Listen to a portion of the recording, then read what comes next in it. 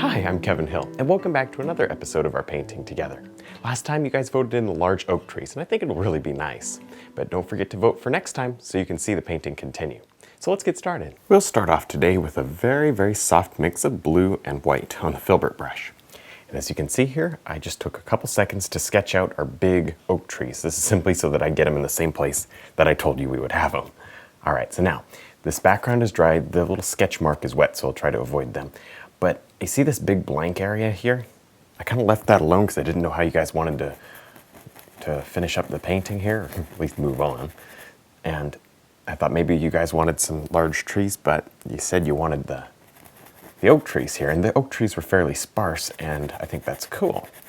So what we're gonna do is, I'm just gonna throw some mist in here. There we go. Because what that's gonna do is simply allow us to be loose and have some open areas, and it will not look like we missed an area to paint. There we go. So I'm just gonna roll this in. And obviously, when we're done with these oak trees, if we think there needs a couple bushes in there, I can throw a couple in, just to make it look correct, All right, so anyway, there's definitely gonna be a lot of mist down here. And this is the dry brush technique that I taught you guys. I guess it was last time. There. See how that works? Isn't that neat? When you have a dry painting, this is the way you get soft edges. When the painting's wet, it's a little easier to get blends, but you can still do it this way. I'm all right if it mixes with some of this brown. Who cares? That looks like the rock and stuff through the mist. See how that works? It's just a little brown and black that I used to sketch with. I think that's the perfect color for this. All right. And over here, darker. I'm just gonna finish this area up and we'll come right back. All right, now that we're done with that, you can see that it really did mix a lot with this little sketch mark, and that's good because it almost fits with the mountain perfectly there. So now that we're done with that, let's go ahead and pick up another filbert brush, the one I was using to sketch with here before we started. And I'm gonna load it up here with some brown black, not too much black, and red. Nice warm brown color. Pretty dark though, good oak tree color. So let's give this a shot. Right up here, start drawing in your limbs. Right here, this is gonna sneak behind the rock. There. Fun. Now, I've mentioned this before, but I think it's worth mentioning again. If you're viewing these after the voting's already closed and we're moving on to something else, don't worry about it. Continue to watch the whole series. Number one, you'll get to see a painting. That's kind of fun. And number two, you really get an idea of how the creative process works, and you could learn so much, and it will help you create your own paintings. And you'll notice how, by using your ideas, you see how I work them into a painting. There. This painting might ordinarily be easier to finish out in pine trees, but that's not what we wanted to do. You guys wanted oak trees, and so that's exactly what we're doing here. And so you see how I'm adapting the painting to fit. There. All right, too much fun. Love doing this with you. You guys have such good ideas. I love all the new stuff you guys are showing me how to do, like placing oak trees in a scene like this. So let's jump over to this big tree. You want to see this. There, see that? Fill it in, work out the branches. Well, honestly, those branches look pretty good. These are just the ones that I quickly sketched in. I'm gonna go over them again though to remove some of the roughness of them. And you just rub them in like this. And there, make sure they're not rough. One thing you'll notice when working on a dry canvas is it's pretty easy to get a rough texture, and sometimes you don't want that all the time. Oh, look at this one. This is a root that sticks all the way out into the water. Isn't that cool? Have fun. This is really cool. Next, I'll load our little detail brush with a little bit of yellow and white, touch of brown, and this is a good color for the oak tree. So let's start working out here on the left-hand side. Obviously, the light's coming across like this. There. Now, it does take quite a bit of time. Okay, look at that. See that little knot or the hollow area? I think that's cool. It does take quite a bit of time to paint all the details of the trees. And so I'm just going to show you the generic idea of how to do it. And then I'll finish up some of these on my own too. but this is the way you do it. You just sort of rub down vertically on the tree, creating all these beautiful effects. And obviously there's different ways to do it. You don't have to do it with a detail brush. I just have been enjoying working with the detail brush, and hopefully you guys are too. If you haven't already checked it out, definitely give it a shot. It is really fun. And it's going to make your paintings, I find at least, a little easier. It's just a little smaller, you get some control, and you can do some things that you can do with the other brushes, but just a little more easily. There. Good. Of course, it works very slowly, so you do give up a little bit of speed, but sometimes it's worth it. It's a nice little brush to have in your toolbox to get out when you need it. If you need just a little more detail on painting trees, a little more instruction, we have a DVD that might help you. It'll give you more explanation than I have time for here today. There we go.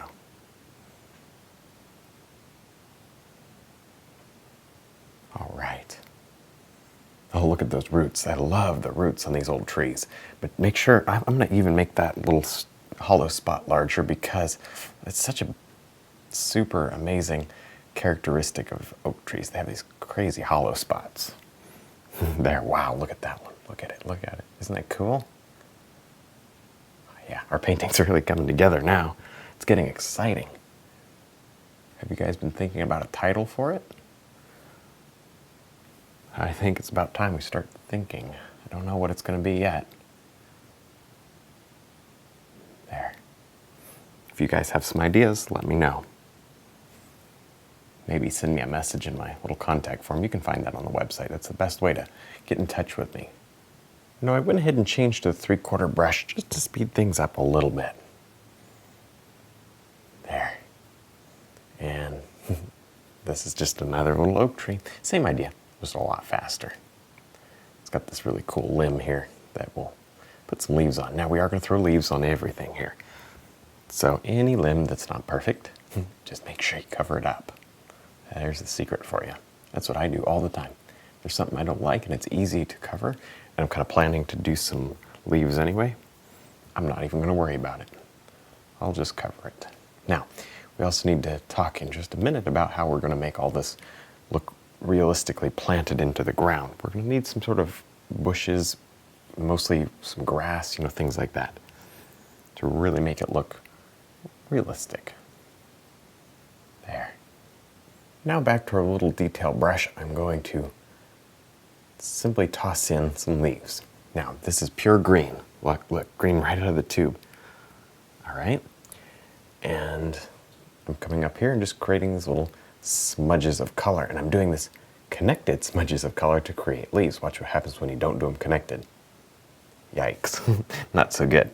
So make sure that each little leaf touches another. That's the rule. And then, see, it looks like a little clump of leaves as long as they're touching. There. Obviously, you can do a leaf clump way over here. And there's no reason why it should be there until we connect it with limbs. There. This is fun. This is only the dark. And this isn't even that dark. I can still see I see that green showing through because it's a little bit of a transparent color compared to, say, like black or something like that. So I'm kind of getting us in a mid-tone, then we'll come back and we'll put a dark tone and a highlight in there somewhere.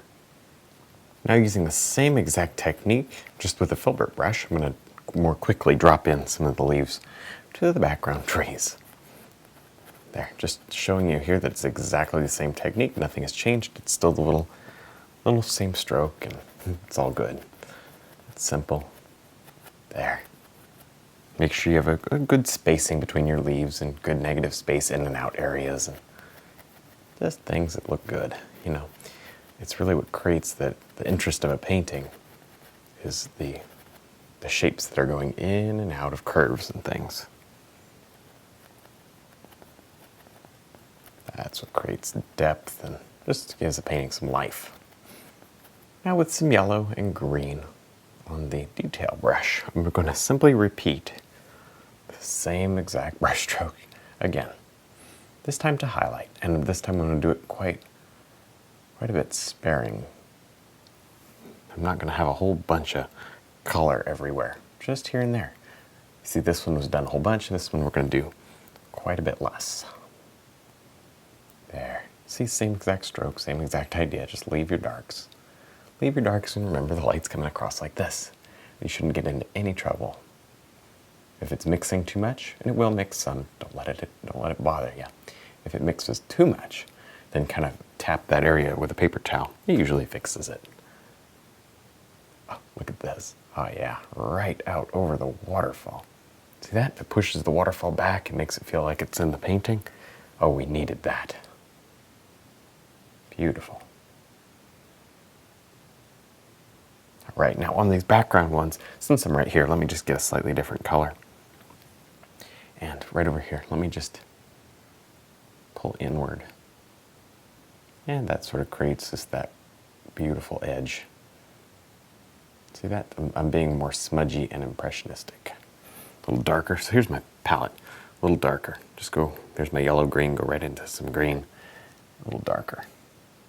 And that's the way you do the further away trees. All right, so I'm going to repeat the same exact technique to both the far away trees and the close trees until we got leaves all over the place. And then we'll come right back. Now I've changed here to the filbert brush. I'm going to pick up a little bit of green and this time some black.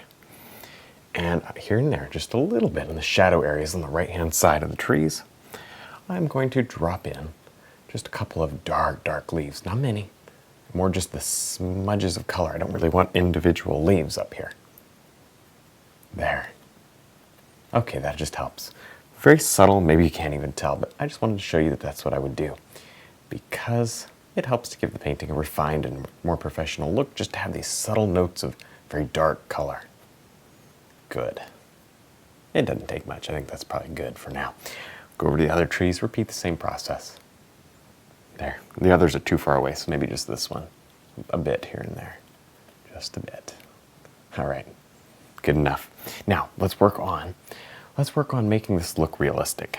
So, got to get some green in there. Now, I'm going to load it up here with some green, and what I was going to say is, right in here, we got to really think about some grass, because there has to be grass. It's not just going to be rocks. So, but I don't want to take away from the thought of it being extremely rocky here. So, a lot of dark. Let's get some of this in here. Mushing with the brush. The brush stroke makes absolutely no difference here. That's kind of cool when the brush stroke doesn't matter. Makes it easy. There.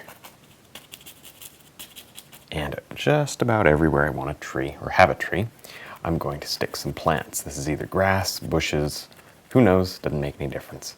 There we go. Just gives us something, well, for the trees to sit on and makes it look more realistic than it otherwise would. There. Make it look a little more lush. There we go. If this was a pine forest, maybe you wouldn't need all this, but I think for oak trees, we certainly need some grass and things growing near them. Let's see, maybe these are behind. I don't know, we'll see. I can stick a little bit of grass out on top here to make this boulder look like it's got something on it. And yeah, right over here. Maybe fill this in a bit. Great. Just repeat the same process and clean up the foreground area. Let's see, let me show you here, because I don't want to get crazy over here. Here we go. I'm going to put a little grass out on top, and then it fades into boulder, because I didn't want to lose that boulder. Okay, there we go. See that? Good. And we'll re-highlight there if we want to later. Now, the last thing I want to do here today is simply drop in, very subtly, some highlight to the grass. That's all. Just a bit of highlight. Cool. In the background you can smudge, in the foreground you can sort of tap and pull down. See that? Nice.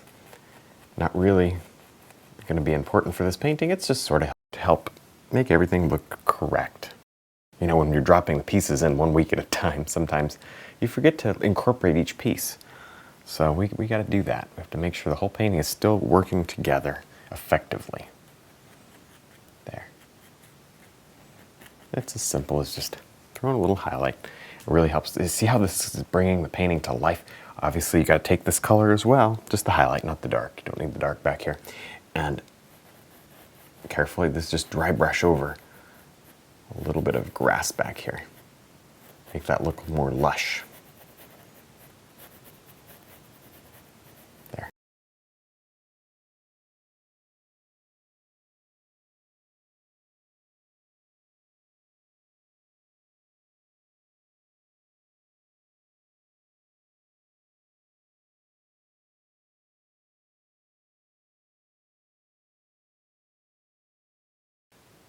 All right, well that's all we're going to do to this painting today. Don't forget to vote for how you want this painting to continue next time.